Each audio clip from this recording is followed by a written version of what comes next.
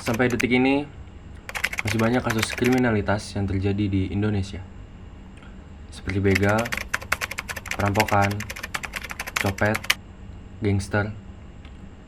Mereka semua ada di sekitar kita. Berikutnya puluhan ibu tertipu ratusan juta rupiah dengan modus arisan online.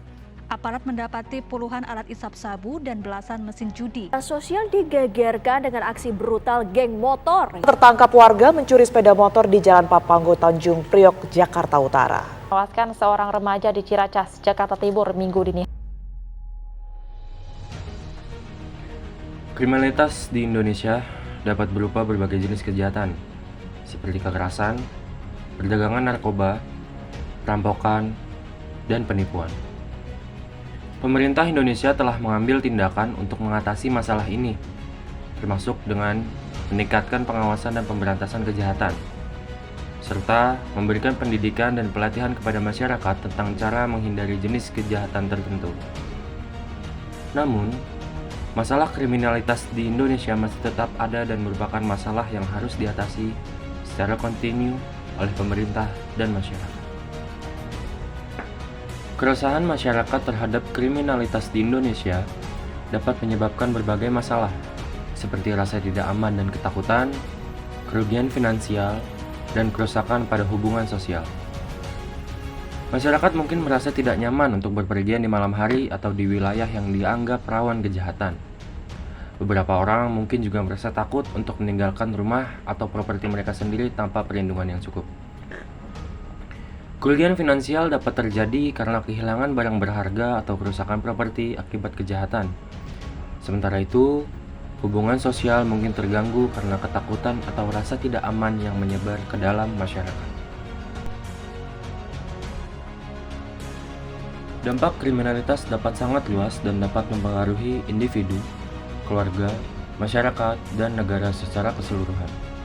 Kriminalitas dapat terjadi di mana saja, namun beberapa daerah di Indonesia dianggap lebih rawan kriminalitas dibandingkan daerah lain. Beberapa faktor yang dapat mempengaruhi tingkat kriminalitas di suatu daerah, termasuk tingkat kemiskinan, tingkat pendidikan, tingkat pengangguran, tingkat urbanisasi, dan tingkat aksesibilitas ke sistem keamanan.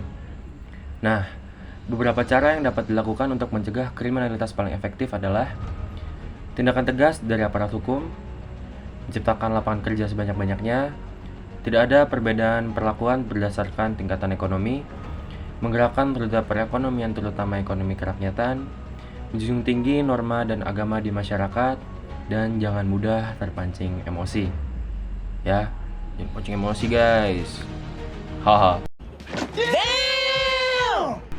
Nah, dari yang tadi saya omongin, kalian semua udah pada paham kan kriminalitas itu apa?